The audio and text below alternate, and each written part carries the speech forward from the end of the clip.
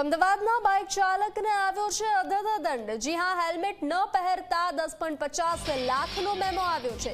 10.50 લાખનો દંડ આવતા પરિવાર ચિંતામાં મુકાયો છે। કોર્ટ અને પોલીસ સ્ટેશનના ધક્કે ચડ્યા છે પિતા પુત્ર। દંડની રકમ જોઈને ખુદ પોલીસ પણ ચોંકી ઉઠી છે।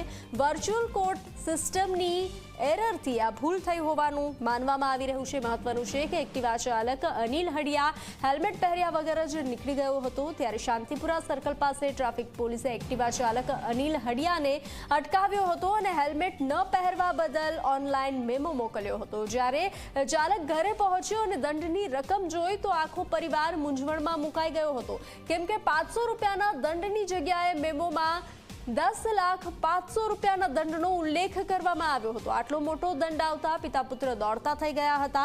ઈમેલથી ફરિયાદ સહિત અનેક પ્રયાસો કર્યા, પરંતુ કોઈ નિરાકરણ આવ્યું નહીં, જેથી છેલ્લે પિતા પુત્ર પોલીસ કમિશનર કચેરી પહોંચ્યા અને રજૂઆત કરી હતી। જ્યારે દંડની રકમ જોઈ તો ખુદ પોલીસ અધિકારીઓ પણ ચોંકી ઉઠ્યા હતા। સાથે જ વર્ચ્યુઅલ કોર્ટ સિસ્ટમની ટેકનિકલ ખામીના કારણે ભૂલ થઈ હોવાનું પોલીસે જાહેર કર્યું છે।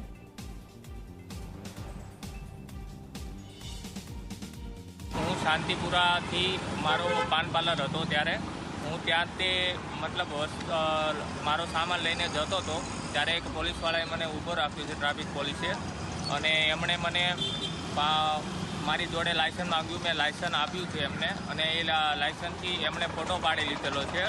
અને એ હું થોડે આગળ જતાં એમણે મને મારા મોબાઈલમાં મેસેજ આવ્યો છે કે ઓનલાઈન મારો મેમો આવ્યો છે। હું ત્યાં હોત તો પણ એમણે મને ત્યાં કોઈ જાણકારી આપી નહીં કે મને મેમો આપે છે એવો, અને એમણે મેમો આપીને હું ત્યાં હોત તો હું ત્યાં ચૂકવત, પણ અત્યારે મારે કોર્ટના ધક્કા થઈ રહ્યા છે।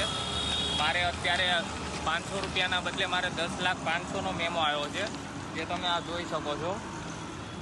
જે આ ફાઇન છે, હું કોર્ટના 2 થી 3 ધક્કા ખાઈ ચૂક્યો છું, અને આ હું કમિશનર કચેરીથી પણ 3 ધક્કા ખાઈ ચૂક્યો, પણ મને હજી સુધી કંઈ ઉકેલ આવ્યો નથી, અને મને મેલ પણ કર્યો છે, પણ કોઈ એનો રિસ્પોન્સ આવ્યો નથી।